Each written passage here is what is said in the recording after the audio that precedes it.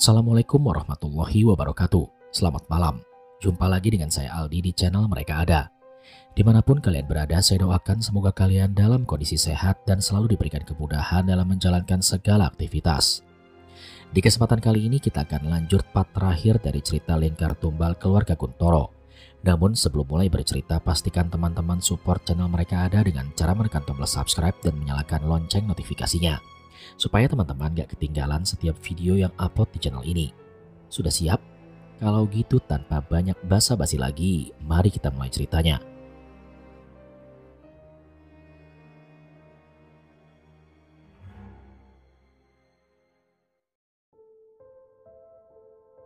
Suara ketukan pintu terdengar jelas dari luar kamar. Dita segera menutup album foto tersebut dan menyembunyikannya di tempat yang aman. Dita, ayo keluar dari kamar dulu, kita makan malam bersama, ucap Bu Gusti dari luar kamar. Dit, itu ibu kamu, ucap Mita. Iya ibu, kita lagi beresin mukena dulu, teriak Dita untuk memastikan jika mereka berdua dalam keadaan yang kurang siap untuk keluar dari kamar. Dita meminta kepada Mita untuk bersikap tenang dan jangan menampakkan wajah cemas di hadapan ibunya ataupun bapaknya. Mereka berdua pun akhirnya keluar dari kamar. Di luar kamar, Pak Hendro dan juga Bu Gusti sudah berada di ruang makan. Mereka berdua nampak setia menunggu kehadiran Dita dan Mita untuk makan malam bersama. Bagaimana keadaan kamu, Mita? Masih kurang sehat badannya? Tanya Bu Gusti kepada Mita. Enggak, Bu De. Alhamdulillah sudah mendingan. Bu Gusti kemudian tersenyum. Berbeda dengan Pak Hendro, ia justru menatap Mita dengan tatapan yang tidak biasa. Mita yang ditatap semacam itu menjadi canggung. Ia tampak kurang nyaman jika ada seorang yang melihat wajahnya dengan tatapan yang tidak biasa. Tunggu apa lagi? Ayo duduk dan makan bersama. Kok berdiri terus? Pak Ade ini orang asing di mata kamu, tanya Pak Hendro. Bukan begitu Pak De. Kebetulan saya mengucapkan terima kasih karena sudah diberi jamuan semacam ini, jelas Mita. Kamu ini seperti sama siapa saja.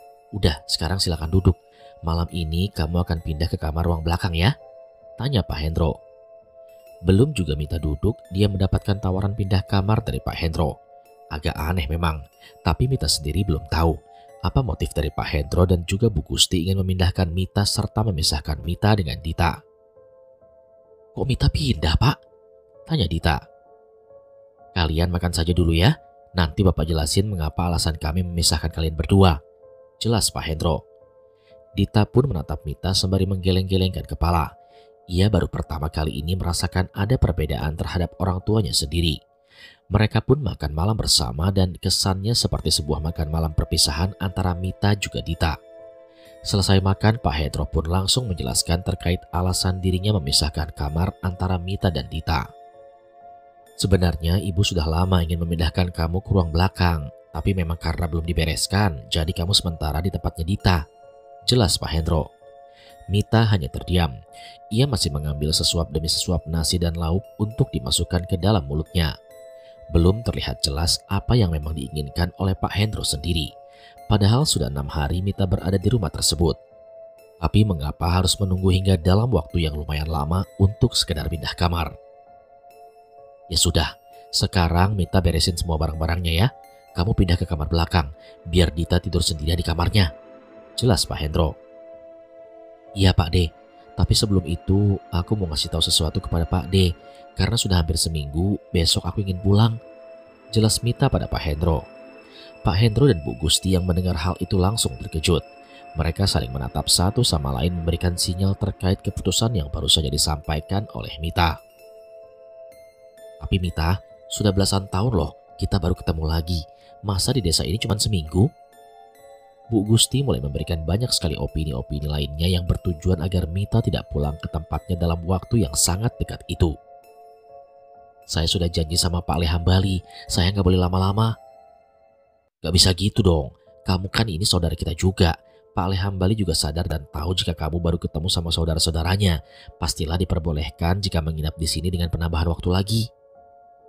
Pak Hendro sengaja memberikan kalimat manis agar Mita tidak jadi pulang ke tempat Pak Lenya. Dia terus-menerus memohon kepada Mita untuk tidak pulang terlalu cepat, karena memang ada beberapa hal yang belum diketahui oleh Mita sendiri. Oh iya, kamu kan belum ziarah, kamu mau langsung pulang. Kasihan loh, masa iya kamu gak ke kuburan kedua orang tua kamu? Jelas Bu Gusti. Ternyata Pak Hendro dan juga istrinya yaitu Bu Gusti selalu menahan-nahan Mita agar tidak pulang terlalu cepat. Mita tidak bisa berbuat apa-apa. Ia sendiri sebenarnya sudah tidak betah dengan kejanggalan yang terus-menerus terjadi di desa Ampiri. Ya sudah, selesai makan Mita langsung bawa semua barang-barangnya ke kamar ya, ucap Bu Gusti. Siap Bu. Mita segera menuju kamar Dita dan membereskan semua barang-barangnya untuk nanti dipindahkan ke ruang yang memang sudah disediakan oleh Bu Gusti. Ia tak pernah sedikit pun untuk menaruh rasa curiga kepada pilihan yang memang sudah ditetapkan oleh Bu Gusti kepada dirinya. Namun Mita sendiri masih belum mengerti mengapa dirinya harus diberitahu semendadak ini. Pintu tiba-tiba saja dibuka. Dita masuk ke kamar dan melihat Mita yang sedang membereskan barang-barangnya. Biar aku yang bantu ya, Mit. Makasih, Dit. Dita membantu membereskan baju-baju dan barang-barang milik Mita. Sebenarnya entah mengapa, Dita merasa nyaman saja ketika dirinya berada di dekat dengan Mita. Ia merasa jika Mita seperti saudara kandungnya sendiri. Mit. Mita pun langsung menatap Dita. Ia tahu ada sesuatu yang memang ingin disampaikan oleh Dita kepada dirinya, namun seperti tertahan oleh sesuatu. Aku seperti mengingat sesuatu di ruang belakang. Tampaknya ruangan itu seperti tidak asing di kepalaku, Mit. Maksud kamu apa, Dit?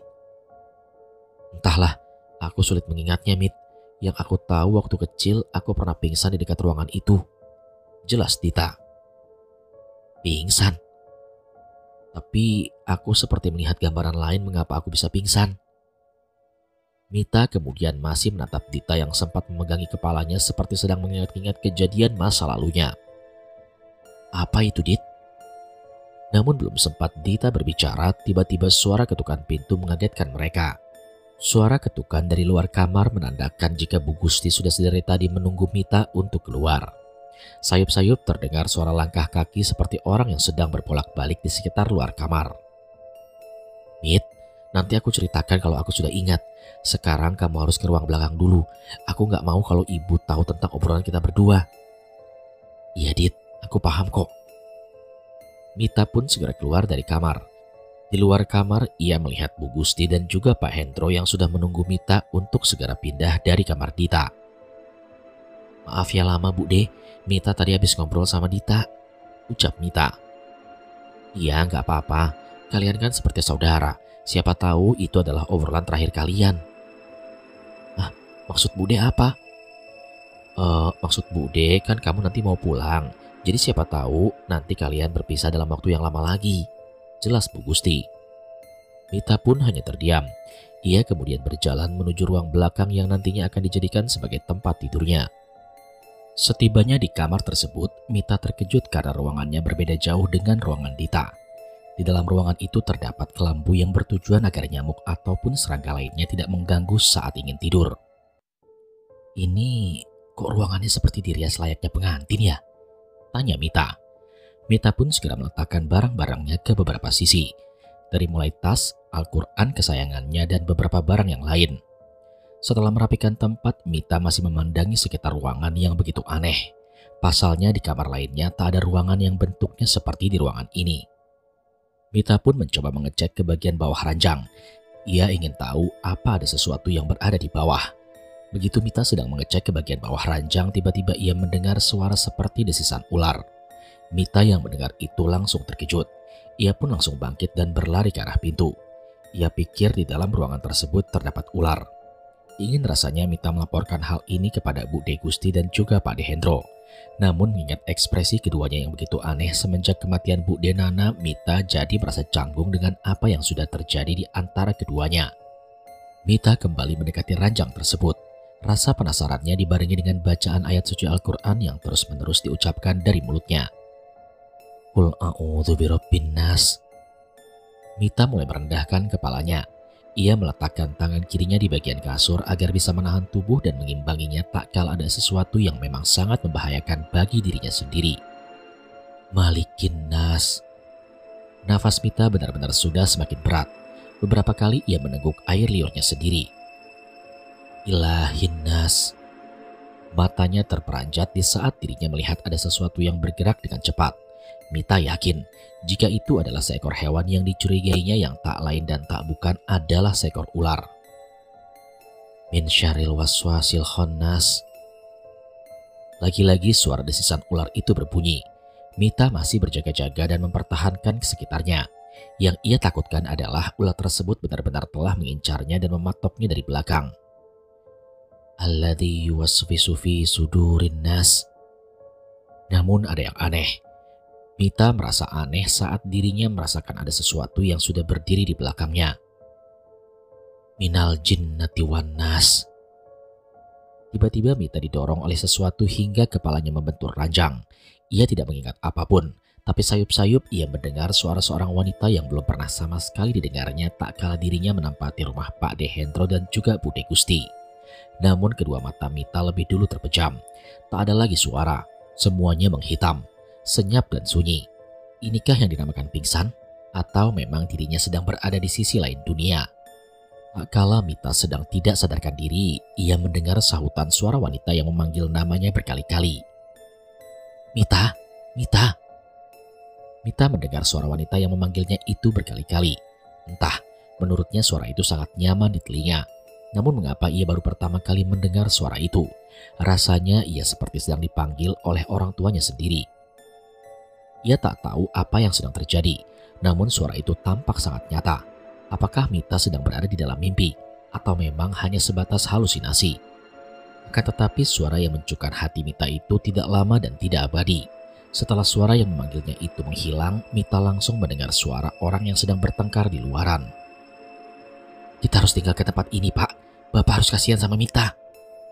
Tapi Bu, bagaimana caranya? Bagaimanapun caranya kita harus lari. Semua anak dari keluarga Guntoro akan ditumbalkan. Mita langsung terkejut mendengar kalimat itu. Ia tidak tahu apa yang sedang mereka katakan terkait keluarga Guntoro. Saat ini ia sadar jika dirinya berada di dalam alam mimpi. Mita mencoba untuk membuka kedua matanya. Ia ingin tahu keributan apa yang sedang terjadi di luaran. Ini aku di mana? Ia menatap seluruh ruangan yang sepertinya sangat berbeda dengan ruangan yang ia tempatkan barusan. Aku lagi mimpi ya? Mita langsung bangkit. Suara teriakan minta tolong langsung terdengar jelas dari luaran. Mita tidak tahu apa yang sebenarnya sedang terjadi. Langkah kaki Mita sedikit dipercepat. Ia langsung menuju ke ruangan depan untuk mengetahui terkait keributan yang sedang terjadi. Saat dirinya tiba di ruangan depan, Mita melihat seorang wanita yang sedang diikat dengan menggunakan tali tambang. Namun tak jauh dari tempat tersebut, ia juga melihat ada seorang pria yang sedang diikat di sebuah ruangan dengan tubuh yang penuh dengan luka. Mita hanya memperhatikan kejadian di masa lalu itu dari balik tembok. Ia tidak tahu siapa mereka semua dan mengapa dirinya berada di masa lalu. Woi Edanro, kakakmu kau siksa dan akan kau jadikan tumbal. Apa yang ingin kau lakukan juga kepadaku? Ucap wanita itu. Dengarlah Asih, ini adalah persyaratanku dengan yang sedang aku lakukan. Asih, namanya tampak tidak familiar. Bukankah nama itu adalah nama ibunya? Dan wanita itu menyebutkan kata Ndro dan itu berarti ibu sedang bersama dengan Pak Dehendro. Apa yang ingin kau lakukan? Asih, kau tahu kan? Keluarga Guntoro itu terikat kepercayaan secara turun-temurun. Dan hal ini harus dilakukan juga secara turun-temurun. Suamimu yang juga sekaligus kakak kandungku, dia tidak berkeinginan untuk melakukan hal itu. Oleh sebab itu, aku mendapatkan wangsit dari bapak untuk menumbalkan kalian berdua. Mita terkejut mendengar hal itu. Ia baru menyadari terkait penyebab kematian kedua orang tuanya itu. Ternyata Pak Dehendro adalah dalang di balik semua ini. Aku sengaja selamatkan anakmu. Namun tak kala dia menginjakkan kaki di desa ini, maka dia adalah tumbal selanjutnya. Mita pun menutup mulutnya dengan kedua tangannya. Ia juga meneteskan air matanya secara perlahan. Namun bukankah dia berada di alam mimpi? Mengapa kejadian ini tampak nyata dan seolah-olah Mita sedang berada di tempat kejadian? Sekarang ikut aku. Pak Dehendro langsung menarik rambut Bu Asih, lalu ia membawanya ke sebuah ranjang. Perlahan Pak Hendro melucuti pakaian Bu Asih secara perlahan. Lalu ia memperkosa Bu Asih di tempat dekat jasad ayahnya, Pak Darmo. Mita yang melihat kejadian di masa lalu itu hanya terdiam sembari kedua matanya terus saja meneteskan air mata. Jadi selama ini bapak dan ibu adalah... Selesai memperkosa Bu Asih, Pak Dehendro menuju ruang belakang sembari menyeret tubuh Bu Asih yang sudah tidak berdaya. Mengetahui hal itu, Mita langsung bersembunyi. Ia tidak mau jika dirinya diketahui walaupun hanya sebatas dari dalam alam mimpi. Lantai di rumah Pak Hendro penuh dengan darah yang keluar dari alat kelamin milik Bu Asih. Ia pun kemudian meletakkan Bu Asih ke ranjang dan mengikat kedua tangannya dengan menggunakan tali yang diikat ke tiap sisi ranjang tersebut. Lalu tak berselang lama, ia segera membakar dupa. Mita masih memantau Pak Dehendro terkait apa yang akan terjadi setelahnya. Tidak berselang lama, mulut Pak Hendro berkomat-kamit. Ia membacakan sebuah mantra khusus untuk memanggil sesuatu. Dan benar saja, bersamaan dengan itu lampu di ruangan bergoyang dengan sendirinya. Lalu hal yang mengerikan pun terjadi begitu cepat. Dari bawah ranjang tersebut keluar sosok wanita berbadan ular. Lengkap dengan mahkota di atasnya, sosok ular tersebut langsung memeluk tubuh Pak Hendro dan menciuminya beberapa kali. Tugasku sudah selesai. Bayi yang kau tanam di rahim wanita ini akan keluar dari tubuhku. Pak Hendro hanya terdiam. Ia kemudian meninggalkan wanita berbadan ular tersebut bersama dengan Ibu Asih. Mita yang mengetahui hal tersebut langsung kembali bersembunyi tak kala Pak Hendro ingin keluar dari ruangan tempat di mana wanita berbadan ular itu sedang menjilati rahim Bu Asih dengan lidah yang panjangnya. Lalu secara perlahan ia menjilati perut, leher hingga wajah Bu Asih dan terakhir kali wanita berbadan ular itu melilit tubuh Bu Asih hingga suara tulang belulangnya terdengar jelas dari luar ruangan. Setelah kejadian itu, Mita langsung terbangun dari pingsannya. Ia terkejut saat dirinya sedang berada di dekat ranjang dengan tubuh bersandar dengan tembok. Astagfirullah, aku mimpi apa barusan? Mita pun langsung melihat jam dinding dan ternyata sudah menunjukkan waktu jam 2 pagi. Ia kemudian beranjak bangkit sembari memegangi kepalanya yang masih terasa nyeri akibat benturan keras tersebut. Allahu Akbar, kok mimpi barusan aneh banget ya, tapi serasa nyata. Mita berjalan menuju ke arah kamar mandi. Namun tak kala dirinya ingin menuju kamar mandi, Mita mendengar suara desahan yang kuat dari depan kamar. Astagfirullah. Suara desahan itu semakin menguat tak kala Mita melangkahkan kaki ke arah kamar Dita. Ia kemudian penasaran dengan apa yang terjadi sebenarnya di dalam ruangan Dita. Begitu Mita mengintip lewat lubang pintu kamar Dita, ia terkejut saat melihat Pak Dehendro sedang memperkosa anaknya sendiri yaitu Dita. Ia juga tidak menyangka jika yang dilakukan oleh Pak Dehendro itu sama persis seperti di dalam mimpinya. Sontak Mita pun langsung mendobrak pintu tersebut. Tak kala dobrakan terakhir, Mita mendorongnya dengan sekuat tenaga hingga pintu kamar menjadi rusak. Mita melihat dengan mata kepalanya sendiri jika Pak Dehendro sedang berhubungan badan dengan anaknya sendiri. Dita, ucap Mita. Anak sialan, ngapain kamu masuk sini? Tak lama kemudian Bu Gusti langsung keluar dari kamarnya. Ia langsung berteriak tak kala melihat suaminya sedang memperkosa anaknya sendiri. Dita! Dasar iblis! Teriak Mita. Pak Hendro segera mengenakan pakaiannya. Ia kemudian beranjak bangkit. Namun pemandangan yang kurang mengenakan terlihat dengan jelas tak kala alat kelamin milik Dita mengalami pendarahan. Bu Gusti langsung keluar untuk meminta pertolongan kepada warga sekitar, sedangkan Mita ia sendiri dalam keadaan terancam. Saat dimana Pak Dehendro ingin mendekat, tiba-tiba ada sesuatu yang membuat kakinya tersandung oleh sesuatu. Lalu dari bawah ranjang keluar sesuatu yang bentuknya seperti dalam mimpi Dita. Dia adalah wanita berbadan ular yang bentuknya sama persis seperti dalam mimpi Mita barusan. Mita merasakan ketakutan saat tubuh dari wanita berbadan ular tersebut melilit ke tubuh Pak Dehendro hingga suara tulang belulangnya terdengar sangat renyah. Ia kemudian berlari meninggalkan Pak Dehendro dengan tujuan untuk menjemput Bu Gusti dan meminta bantuan kepada warga yang lain. Namun di tengah perjalanan, Mita bertemu dengan seorang petani yang ditemuinya di hari pertama saat dirinya dibawa oleh seorang tukang becak yang meninggal dengan cara yang sangat mengenaskan. Pak, tolong saya Pak. Namun tidak berselang lama, suara lampor berbunyi dengan sangat jelas. Orang itu langsung menarik Mita untuk bersembunyi dari balik pohon. Dan benar saja, lampor itu melewati rumah Pak Dehendro untuk mengejar tumbalnya. Ini adalah hari terakhir mereka. Suara lampor itu terus saja menjauh. Namun setelah menghilangnya suara lampor tersebut, tiba-tiba terdengar suara jeritan yang sangat keras dari kejauhan. "Bude Gusti," ucap Mita. "Lampor itu menggondolmu, Bu Gusti." "Pak, tolong selamatkan." "Tidak bisa. Mereka yang tergondol lampor adalah mereka yang sudah dijadikan tumbal." Mita hanya bisa menangis. Satu persatu sosok anggota keluarganya menghilang dengan cara yang sangat mengenaskan. "Siapa namamu, Nak?" tanya petani itu. "Aku Mita, Pak." "Namaku Abid." "Ustadz Abid? Dari mana kamu tahu?" "Kita yang menceritakan tentang Bapak." "Apa yang sedang terjadi denganmu?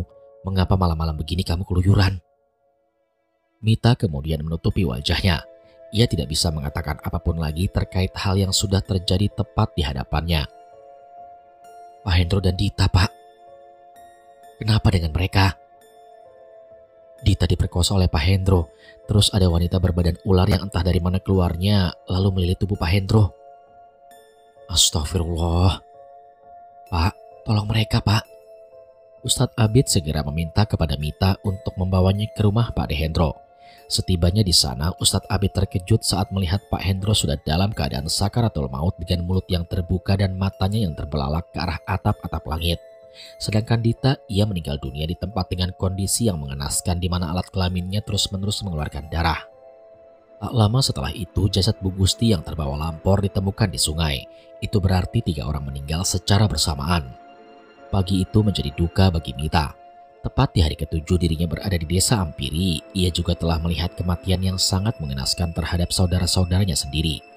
Bertepatan dengan itu juga sebuah mobil langsung berhenti di depan rumah Pak De Hendro. Lalu keluarlah seorang laki-laki dengan pakaiannya layaknya seorang ustadz.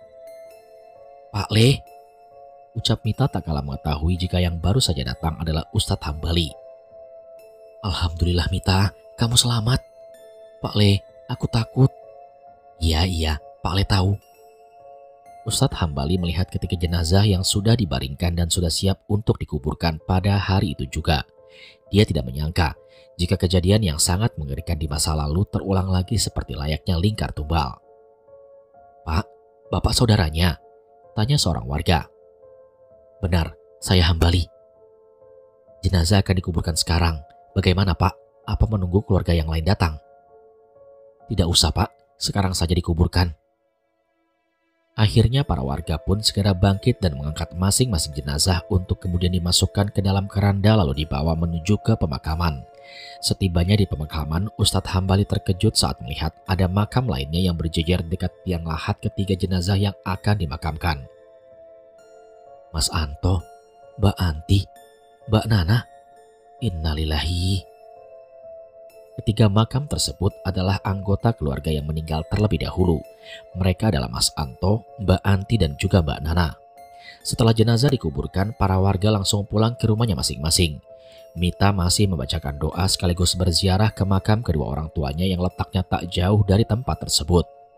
Selesai melakukan hal itu, Mita pun segera bangkit dan menguatkan dirinya agar belajar ikhlas dan menerima segala ketetapan yang ada. Ustadz Hambali dan Mita pun meninggalkan area pemakaman. Namun sebelum mereka keluar tepat di area pemakaman, Ustadz Hambali terkejut saat melihat seorang pria dengan berbadan kurus kering sedang berdiri memandanginya.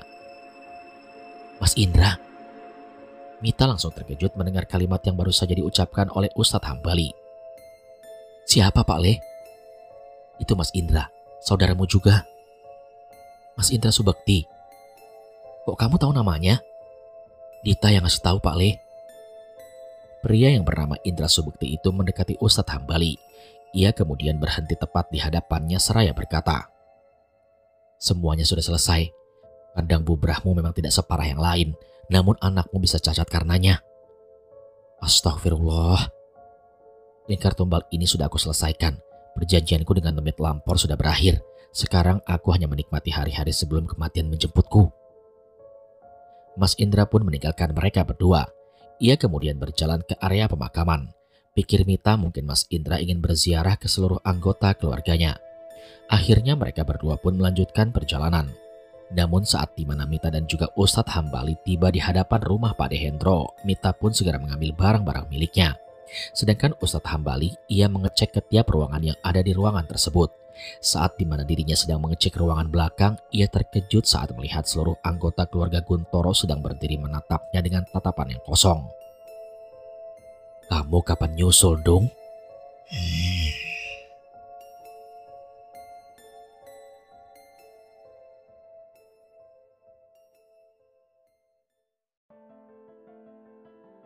Sekian cerita pada kesempatan kali ini.